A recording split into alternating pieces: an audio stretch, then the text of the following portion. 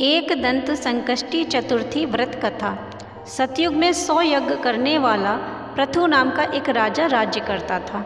उसके राज्य में दयादेव नाम का एक ब्राह्मण रहता था। वेदों में निष्णात ब्राह्मण के 4 पुत्र थे और सभी का विवाह हो गया था।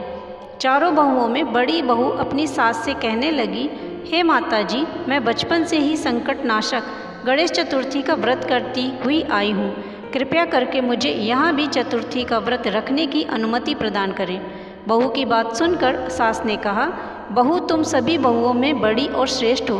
तुम्हें किसी प्रकार का कष्ट नहीं है और ना ही तुम भिक्षुड़ी हो। ऐसी स्थिति में तुम किस लिए व्रत करना चाहती हो? अभी तुम्हारा समय उपभोग करने का है और व्रत रख कर तुमको करना ही क्या है। लेकिन बहू नहीं मानी, वह व्रत करने लगी। कुछ समय पश्चात बड़ी बहू ने एक पुत्र रत्न को जन्म दिया।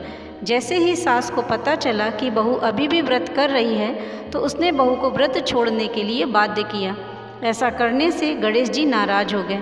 कुछ समय पश्चात बड़ी बहू के पुत्र का विवाह तय हो गया। विवाह के दिन वर का अपहरण हो गया। इस अनहोनी घटना से शादी के मंडप में खलबली मच गई। सभी लोग व्याकुल होकर कहने लगे, लड़का कहाँ गया? किसने अपहरण कर लिया? बारातियों द्वारा ऐसा समाचार पाकर उसकी माँ अपनी सास से रो रो कर कहने लगी, हे माता जी, आपने मेरे गणेश चतुर्थी के व्रत को छुड़वा दिया, जिसके परिणाम स्वरूप मेरा पुत्र गायब हो गया। अपनी बहू के मुख से ऐसी बातें सुनकर ब्राह्मण दयादेव और उसकी पत्नी बहुत दुखी हुए। साथ ही बहू भी बहुत दुखी थी।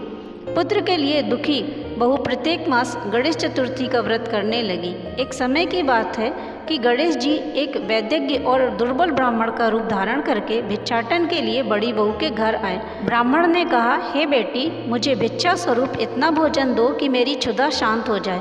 ब्राह्मण की बात सुनकर बहू ने उस ब्राह्मण का विधिवत पूजन किया।